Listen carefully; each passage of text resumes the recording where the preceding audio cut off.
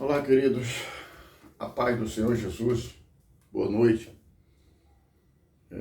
Estamos com mais uma escola bíblica, falando sobre o arrebatamento da igreja, e eu quero orar com vocês para iniciarmos esta aula. É um tema muito interessante e de pouco conhecimento. Vamos orar.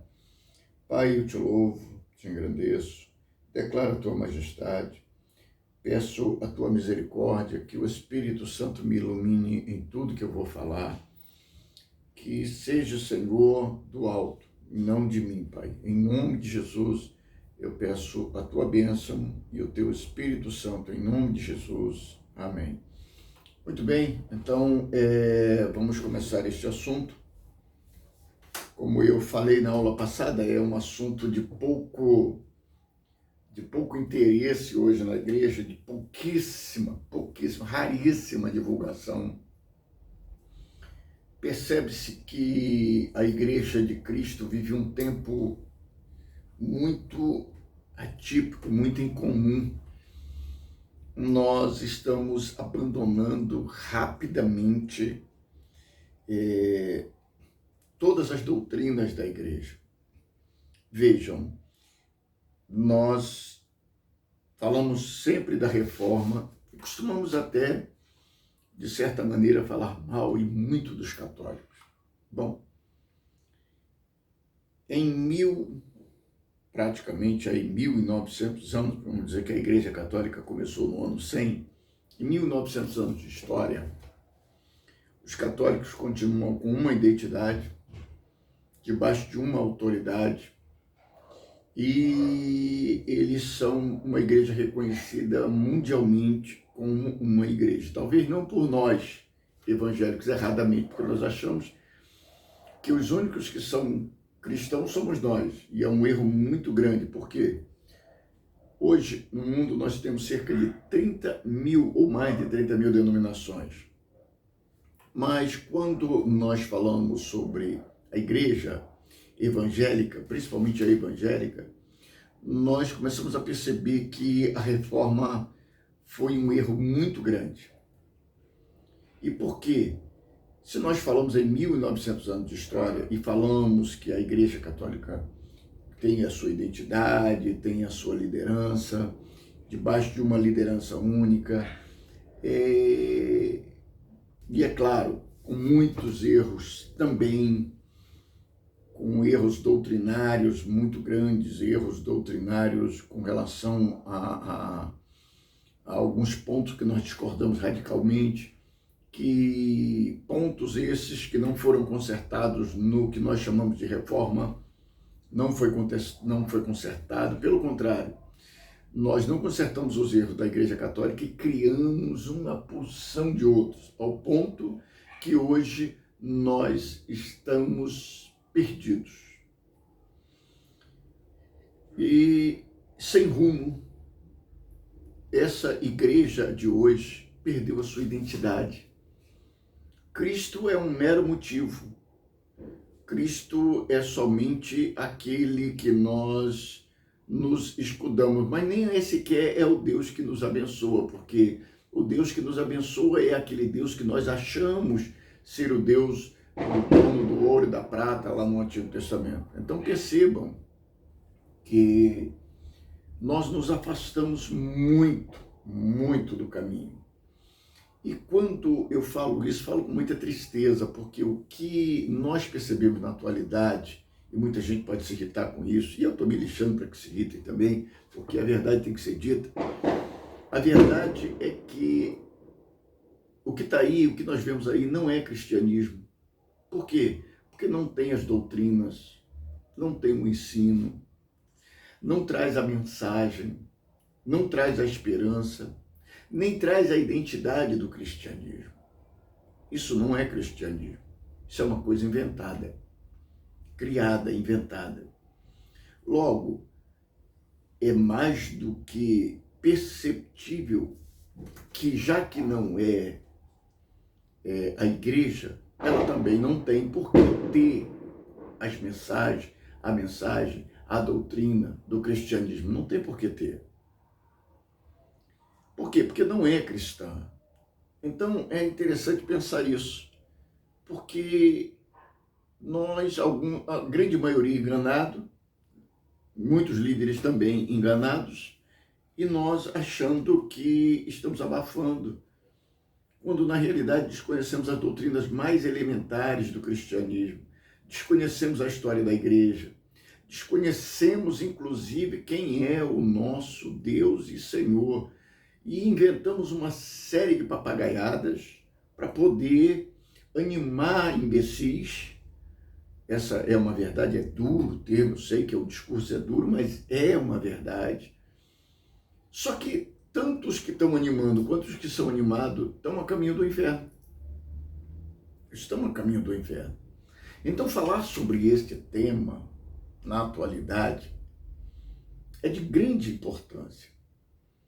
Eu não sei nem se nesse momento, nessa época que eu estou me situando, eu sou um cristão. Mas uma coisa eu penso e eu luto para ser. Já ouvi algumas pessoas até falarem bobagem para mim. O senhor acha que é o único que está certo? Não. Mas se eu não tiver a pretensão de estar certo, então realmente o que eu estou fazendo aqui? Eu devo ser igual aos outros para poder ficar no mesmo patamar? Eu devo ter o mesmo discurso, a mesma ideia? E como bem disse Pedro, julgai vós se é preferível seguir os homens ou obedecer a Deus. Então eu procuro dentro disso trazer a mensagem de Cristo, uma mensagem que perdurou na igreja durante séculos e que nos últimos 50 anos está se perdendo totalmente. Quando entrou o evangelicalismo, ainda se manteve. Quando entrou o pentecostalismo, ainda ficou mais ou menos, mas já começou a cair. Quando entrou o neopentecostalismo, aí arrebentou mais ainda. Quando entrou a teologia da prosperidade, aí pronto, acabou de vez. E o que eu estou falando que acabou não é o cristianismo, acabou foi a vergonha. Nós percebemos que nas nossas rádios gospel, nos nossos programas gospels televisivos, pelo menos do meio evangélico, falta essas mensagens. Discutimos um monte de baboseiras e a mensagem verdadeira de Cristo não é trazida à luz, não é falada. Eu quero fazer uma pergunta para você, novamente. Você acredita que Jesus vai voltar para buscar a sua igreja? E se Jesus tivesse voltado hoje e tivesse levado a sua igreja, como você estaria, como eu estaria, como essa geração aí estaria? Então perceba que a misericórdia de Deus é tão grande que Ele aguarda que este povo tome vergonha e se converta. O incrível é que nós queremos ouvir discursos bonzinhos. Discursos, você está salvo, como você é maravilhoso, você é um príncipe, uma princesa de Deus, filho do dono do ouro e da prata, você é as primícias de Deus. Pois é isso que nós queremos ouvir. Mas nós precisamos ouvir uma mensagem verdadeira. Nós precisamos ouvir a mensagem que Cristo deixou para nós, não que esses pregadores animadores de auditório trazem, fabricada, e a grande maioria ganhando bem para isso. Porque, infelizmente, nós alimentamos esse comércio, nós alimentamos essa canalice. Eu creio que se Cristo, sua obra, não tivesse feito uma única vez, nós estaríamos matando ele várias vezes. Pois é, porque vendendo nós continuamos. Então vocês percebam que os discípulos de Judas, o Judas que vendeu Jesus lá por 30 moedas de prata, eles cresceram muito. No tempo atual são muitos. Mas nós que procuramos ser discípulos de Cristo, Vamos prestar atenção nessa mensagem. Vamos buscar a mensagem de Cristo que está na Bíblia, não aquelas que fabricam para nós, mas aquela que está na Bíblia. Procure conhecer a história da igreja. Aqui nós temos, aqui na América do Sul, um homem que falou uma frase muito interessante, Simão Bolívar. Ele disse que um povo sem conhecimento da sua história é um instrumento da sua própria destruição. É isso que nós estamos vendo, nós não temos conhecimento da nossa história e hoje destruímos mais ainda a nós mesmos. Mas vamos a essa mensagem. Nós vamos falar sobre arrebatamento da igreja e a volta do Senhor Jesus. O que vem ser a volta de Cristo? A volta de Cristo é um fator atípico, um fator totalmente atípico, extraordinário dentro da história da humanidade. Percebam que se a primeira vinda de Cristo, ela já dividiu o tempo entre antes dele e depois dele, perceba então como a sua volta vai chocar. Por quê? Porque essa volta vai apontar para algo muito sério, o fim. O fim. Então, esse fator atípico, esse fator extraordinário, este fator que Jesus alertou muitas vezes que nós deveríamos estar atentos, é um fator que vai colocar um limite. Um limite. O problema é, disso tudo, da volta de Jesus, será que nós vamos, se nós estivermos vivos na nossa geração, nós vamos subir ou nós vamos ficar? Eu não acredito nisso não, pastor. É bem verdade. Para esta geração que acredita na história da carochinha, para esta geração que acredita em Papai Noel, para esta geração que gosta de ser enganada, é mais do que compreensível que não acredite nisso. Mas Cristo disse, os céus e a terra passarão, mas as minhas palavras se cumprirão, elas não hão de passar, elas se cumprirão. Muito bem. Atos, capítulo 1, versículo 9 até o 11. Está escrito assim, em Atos, capítulo 1, versículo de 9 a 11. Jesus tinha falado com seus discípulos, logo após a sua ressurreição. Jesus esteve 40 dias entre os seus discípulos. E depois Jesus foi assunto aos céus, ou seja, houve a assunção, Jesus retirou-se desta terra e foi recebido no céu, chamado de assunção de Jesus. Muito bem. Então, quando Jesus foi assunto aos céus, antes disso, em Atos dos Apóstolos, ele disse para os discípulos, não saiam de Jerusalém até que do alto sejais revestido de poder, ou seja, a vinda do Espírito Santo, que, conforme ele prometeu em João 14 e em João 16, seria aquele que conduziria a igreja, já que Jesus agora ia assunto aos céus, e está nos céus. E Estevão viu Jesus quando estava sendo apedrejado. Ele viu Jesus, em Atos 7, de pé à direita do Pai. Ou seja, ele está aguardando o momento de se cumprir o que nós vamos falar. Então, logo a seguir de Atos 1:8, entra Atos 1:9. Aí começa. E quando dizia isto, vendo-o eles, foi elevado às alturas, e uma nuvem o recebeu, ocultando-os aos seus olhos. Então os discípulos que estavam com ele, a multidão que estava com ele, viu quando Jesus foi elevado às alturas, e uma nuvem o recebeu e ele foi ocultado dos olhos dos discípulos e de todos que estavam ali.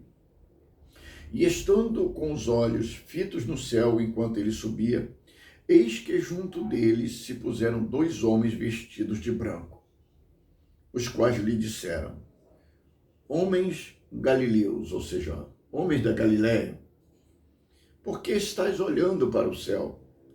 Este Jesus, que dentre vós foi recebido em cima no céu, há de vir, assim como para o céu o vistes ir. Então os anjos se personificaram ali, se materializaram ali de maneira que eles pudessem ver, vestidos de branco, e disseram que este Jesus que eles viram subir voltaria. Ele voltaria. Então vejam que os anjos, eles reafirmam a mensagem de Jesus. Lá em Mateus capítulo 24, versículo 36, Jesus disse assim: mas daquele dia e hora ninguém sabe, nem os anjos do céu, mas unicamente meu Pai. O que nós estamos querendo dizer com isso? Muito bem. Jesus vai voltar? Sim. Mas quando é que ele vai voltar? Os anjos disseram que ele voltaria, mas não disseram quando. Porque Jesus disse que a respeito desse dia e hora, ninguém sabe. Ninguém. Nem os anjos do céu, mas unicamente o Pai. Então veja, Marcos 13, 32, ele diz: mas daquele dia e hora ninguém sabe, nem os anjos que estão no céu, nem o Filho, senão o Pai. E em Mateus 25, 13, ele diz: vigiai, pois, porque não sabeis o dia nem a hora em que o Filho do Homem há de vir. Quando Jesus vai voltar? Não sabemos. Mas um alerta foi dado. Esse alerta permanece. E qual é o alerta? Ninguém sabe. Mas fiquem atentos. Vigiem. Estejam alertas. Porque ele poderá voltar num dia e numa hora que você não sabe, que eu não sei, que nós não esperamos. Ah, mas ele pode demorar 1000 anos. Sim, mas ele pode demorar 1 minuto, 10 minutos. Porque ninguém sabe que hora é que o Pai vai tomar essa decisão de enviá-lo a retornar com um propósito.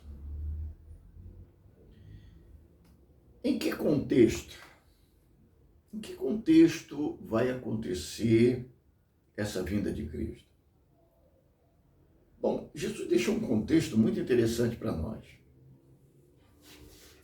Ele deixou claro que o contexto em que ele vai voltar é o contexto que ninguém espera. Por isso que ele disse que nós estejamos vigilantes. Ele chega a exemplificar até que se o dono da casa soubesse que hora que o ladrão viria, ele não dormiria, ele esperaria. Pois é. Então será como o ladrão da noite, quando você dorme, quando você não espera, quando ele pode vir e surpreender você, e me surpreender.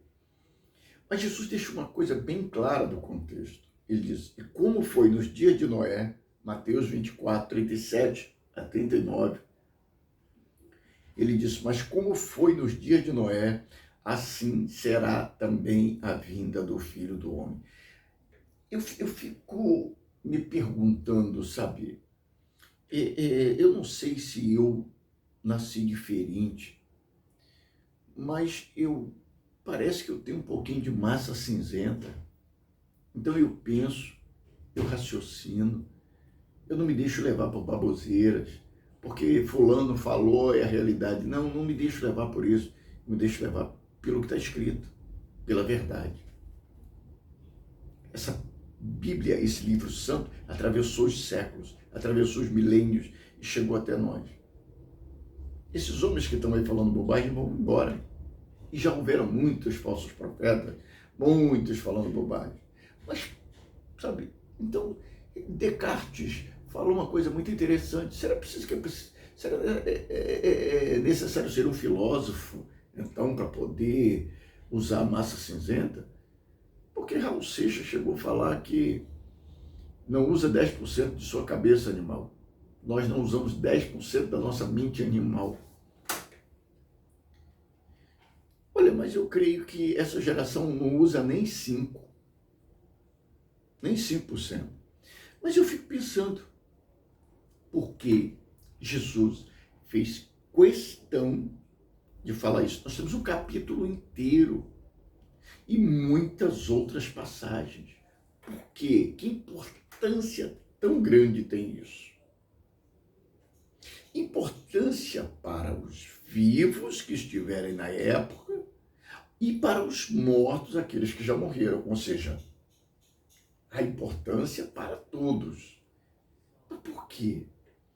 E Jesus ele chega a dizer que, como foi nos dias de Noé, assim também será a vinda do Filho do Homem. Mas como assim? O que aconteceu nos dias de Noé? Ele fala, ele exemplifica. Ele diz, porque assim nos dias anteriores ao dilúvio, ou seja, nos dias em que o dilúvio estava para vir, que o dilúvio chegaria, os homens não deram a mínima, eles comiam, bebiam, casavam, davam-se em casamento, ou seja, eles levavam uma vida normal, eles cuidavam da sua vida, cuidavam de tudo, eram meramente materialistas e não percebiam que havia alguém falando uma verdade. Mas não era um idiota, era um louco. Imagina, olha para o céu, não tem uma nuvem. Que dilúvio vai ser esse? Como é que a terra vai ser inundada? Como é que isso vai acontecer? É a mesma coisa que ficar pregando que Jesus vai vir sobre as nuvens do céu, que ele virá arrebatar a sua igreja. Isso é loucura. Isso é uma fantasia, uma quimera. Então Jesus está dizendo que vai ser exatamente assim. Agora, notem uma coisa interessante Jesus falar, isso é muito interessante. Nos dias de Noé, só havia ele, pregador, só ele. Nos dias atuais, está diminuindo, tão raros mesmo. Raros. Então, nós estamos com uma proximidade bem parecida com os dias de Noé. E aí Jesus disse que eles, não deram a mínima até o dia em que Noé entrou na arca. Eles não perceberam nada até que veio o dilúvio e os levou a todos. Assim será também a vinda do Filho do Homem. Agora, notem uma coisa. Guardem isso aqui, porque talvez vocês lembrem mais para frente. Quando o dilúvio veio, não houve repescagem, não houve segunda chance. O dilúvio veio e colocou um ponto final. E agora? Será isso? Será que havia um ponto final na vinda de Jesus? Isso é interessante porque ele está dizendo aqui que é exatamente igual nos dias de Noé. Ele faz uma comparação muito interessante. E não perceberam, o dilúvio veio e levou a todos. Complexo, né?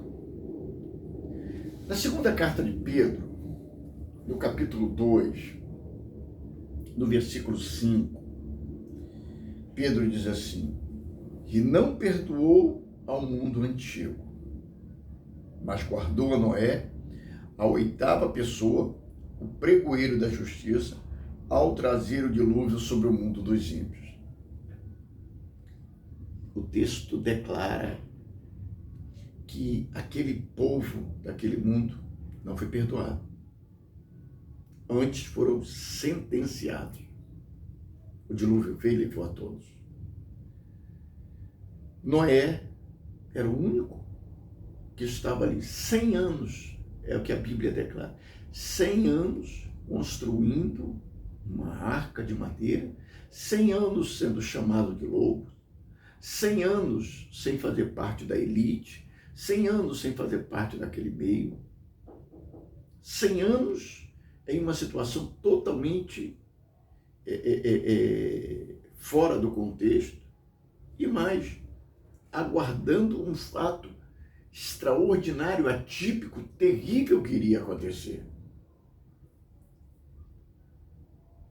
Quando Deus promete, Ele cumpre. Foi isso que Jesus quer dizer. Vai ser como nos dias de Noé. Ele prometeu e Ele vai cumprir. Os homens podem levar sua vida normal. Vai estar todo mundo comendo, bebendo, casando-se, dando-se em casamento. Todo mundo normal. Agora, algumas pessoas chegaram a aventar que durante essa pandemia Jesus poderia voltar.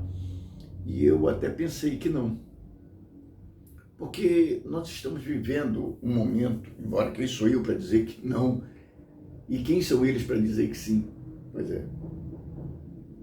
Então, vocês percebam que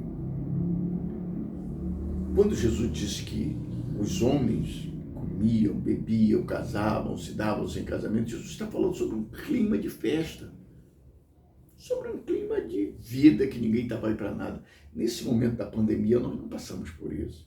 Eu acredito mais que Jesus poderá voltar em um dia 25 de dezembro, Natal, onde a grande maioria não está nem aí para ele, comendo, bebendo, comemorando, porque essa festa comemora tudo, menos Cristo. Ou poderia ser um dia 31 de dezembro, onde os crentes vão para a praia de branco, colocar barquinho para Jesus no mar, com oferenda para Jesus.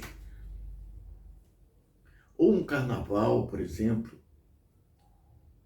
onde vai ter o desfile das escolas gospel, desfile de escola de samba gospel. Pois é. Sabe como é que surgiu essa situação? Essa porcaria, fala logo a verdade, essa porcaria de escola de samba gospel, como é que surgiu essa porcaria? Essa porcaria surgiu de uma pessoa bem intencionada, um grupo bem intencionado que iam para a avenida fantasiados e tal, com tambores na mão, vamos evangelizar o pessoal no carnaval. E daquilo ali, eles não ganharam ninguém para Jesus e parece que o inferno ganhou todos eles. Pronto, acabou. Virou. Hoje nós temos desfile, samba gospel, samba enredo gospel, escola de samba gospel, trio elétrico gospel, tudo isso. Quem ganhou quem? Então, provavelmente, vai se dar numa época dessa em que todos estão curtindo. Ou quem sabe num congresso desse aí, evangélico, que também tem nada a ver com Deus, que agora foi falado lá, tudo que aconteceu lá nesse congresso que tinha aí, Fogo para o Brasil, sei lá, eu esqueci até o nome do congresso, se é isso, se não é, eu não lembro. Mas, tá aí, olha só. Então eu acredito que vai se dar dentro de um contexto desse, porque é isso que Jesus está falando. É uma época em que ninguém está esperando e que estão todos curtindo, todo mundo tirando onda, todo mundo, sabe, na sua, na boa. Já parou para perceber como é o cenário de um 31 de dezembro? É gente bebendo, é gente fumando, é gente traindo, ninguém tá nem aí para nada, é gente curtindo a vida, curtindo adoidado. E Deus, nem pensar. Natal não é diferente também não. Talvez algum outro tenha um climazinho mais de sacralidade. Agora, carnaval. Acabou. Carnaval, a grande maioria está nisso, outros estão ali. E algumas igrejas, por exemplo, até se reúnem, fazem retiro. Alguns fazem um retiro nada cristão, outros, mas tem outros que fazem um retiro cristão. Mas assim, uma grande minoria. Minoria mesmo. A maioria não quer saber disso. A maioria nesse momento quer saber de curtir, é feriado, vamos para a praia, vamos passar o 31 de dezembro na praia. Agora nós temos um grupo gospel vestido de branco, colocando barquinho para Jesus, com oferenda para Jesus. Dê uma pesquisada que você vai ver. Aliás, nós temos de tudo no meio gospel hoje. Nós temos pagodeiro de Jesus, sambista de Jesus, sertanejo de Jesus, nudista de Jesus, gay de Jesus, lésbica de Jesus, achei tudo de Jesus. Percebe? Quando eu falo sobre reforma protestante, o que gerou? Pois é. Então eu creio que Jesus vai voltar em um contexto parecido, em um contexto assim, em que ninguém exatamente está esperando. Vejam, Jesus esclarece isso em Mateus 25, do versículo 5 ao 13. Ele diz assim, e ele está dando um entender aqui na parábola das 10 virgens, que eu estou até sendo repetitivo da aula passada, mas para que fique bem massificado e ao mesmo tempo vocês entendam em que contexto isso vai se dar. Essas 10 virgens, Jesus faz uma comparação com a igreja. Um bocado de igreja prudente e um outro tanto louca. Na realidade, hoje, loucura gospel é o que mais tem. E ele diz, e tardando o esposo, tosquedejaram todas, ou seja, todas cochilaram e adormeceram. E realmente a igreja, já não é de agora, eu posso dizer para vocês que a igreja, de pelo menos aí 130 anos, 140 anos para cá, a igreja começou a cochilar muito e agora ela dormiu. Dormiu. E Jesus fala isso, tardando o esposo, tosquedejaram todas e adormeceram. Mas de repente, à meia-noite, sem que ninguém esperasse, não era cedo, era quando o sono estava profundo, meia-noite, ouviu-se um clamor. Ah! Aí vem o esposo, saí-lhe ao encontro. Então todas aquelas virgens se levantaram. Ou seja, agora sabia que ele estava vindo, se levantaram, prepararam as suas lâmpadas. E as loucas não tinham azeite, então elas disseram para as prudentes, dai-nos do vosso azeite, porque as nossas lâmpadas não têm azeite, se apagam. Mas as prudentes então responderam, não, se dermos para vocês, vai faltar para nós. Vão aos que vendem e comprem. E diz o texto que, tendo elas ido comprá-lo, chegou o esposo e as que estavam preparadas entraram com ele para as bodas e fechou-se a porta. Veja o que Jesus está dizendo. Que ele veio. Todas estavam dormindo. Mas havia algumas que pelo menos tinham se preparado para essa vinda. E esse azeite na lamparina não é reteté, não é essa baboseira, não é nada disso. Isso é uma igreja alerta, que guardou a palavra do Senhor, que guardou o testemunho de Cristo, que guardou o evangelho verdadeiro, ou que pelo menos conta com a misericórdia de Deus e mesmo dormindo, aguarda. Aguarda. E ela estava pronta para isso, porque quando Jesus fala lá na frente, ele vai dizer, vai mostrar um contexto muito interessante. Ele não vai falar que é nada por causa de azeite, não. É porque ele não conhecia. Uma estava preparada e a outra não. A que se preparou ele conhecia, a que não se preparou ele não conhecia. O interessante é quando fala aqui, e fechou-se a porta. A porta da graça estava fechada. Acabou. Não se abre mais. É interessante pensar nisso, porque a porta da graça fechada não dá direito a uma segunda chance. Nós vamos falar sobre isso no final, talvez, não nem hoje, mas na matéria seguinte, provavelmente na aula seguinte, então, na quinta-feira seguinte, nós vamos estar falando sobre, talvez sobre isso, abordando esse tema. Vai haver uma segunda chance, uma repescagem? Porque muito evangélico fala isso. Talvez para consolar o seu coração, não sei. Continuando o texto. E depois chegaram também as outras virgens, aquelas que não se prepararam. Mas quando ele diz que foi comprar azeite, elas foram se preparar. Aí sim, aí elas foram pensar em se preparar e vieram para ele clamando: Senhor, Senhor, abre-nos a porta, Senhor, abre-nos. Você imagina o clamor dessa igreja que vai ficar: Senhor, Senhor, tu nos deixou, volta, Senhor. Senhor, nos dá uma segunda chance, volta. E ele, Jesus respondendo, disse: em verdade vos digo que não vos conheço. É interessante pensar isso aqui. Porque lá em Mateus 7, Jesus disse que nem todo aquele que diz Senhor, Senhor entrará no reino de Deus. O que ele está querendo dizer com isso? Nem todo aquele que se diz cristão, evangélico, seja lá o que for, mas que confesse de alguma forma Jesus Cristo, nem todos vão entrar. E aí ele disse que naquele dia chegarão alguns para ele dizendo: Senhor, chegarão para ele: Senhor, em teu nome nós não profetizamos? Em teu nome nós não expulsamos demônios? Em teu nome nós não operamos sinais e prodígios?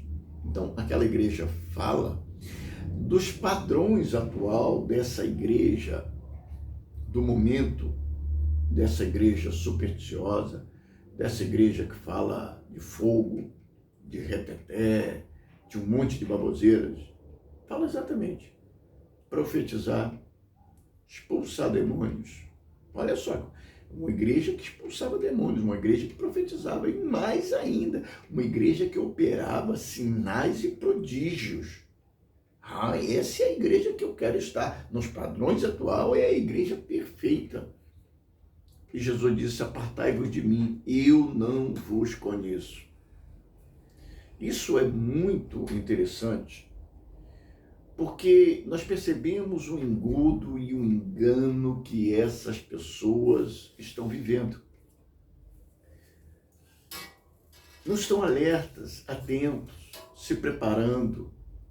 O azeite é a verdadeira preparação na palavra. Azeite acende a lâmpada. A palavra de Deus acende a vida do crente. Não é retetê, nada disso. É a palavra de Deus que conduz, que acende a vida do cristão, que torna ele vivo, que é alimento para ele. E aí Jesus diz assim: vigiai, pois, porque não sabeis o dia e nem a hora em que o Filho do Homem há de vir. Você já imaginou se hoje, à meia-noite, Jesus voltar? Você está preparado? Eu não vou falar de você que talvez está ouvindo essa mensagem, ou seja, que está ouvindo essa mensagem e que talvez seu coração se compunja e você resolva fazer uma oração a Cristo e vigiar mais e estar atento. Mas pare para pensar comigo no panorama, no contexto atual, no panorama atual. Quantos crentes você acha que vão subir se Jesus voltar hoje?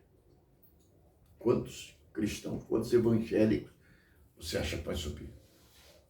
Pois é. Interessante pensar isso, né? Lá em Marcos, capítulo 14, versículo 62, Jesus disse: eu sou, e vereis o Filho do Homem assentado à direita do poder de Deus e vindo sobre as nuvens do céu. Jesus vai voltar. Como os anjos disseram, ele vai vir sobre as nuvens do céu. É algo realmente muito interessante de pensar. Em Mateus 24, 27, ele diz até como essa situação vai se dar. Não quando vai se dar, mas como vai se dar. Porque assim como o relâmpago sai do Oriente e se mostra até o Ocidente, assim será a vinda do Filho do Homem. Ou seja, ele vai começar de lá, de Jerusalém, de lá do Oriente. De lá ele vai sair como um relâmpago sobre as nuvens dos céus, arrebatando a sua igreja, buscando os seus. Os seus anjos vão tomar os seus escolhidos dos quatro cantos do mundo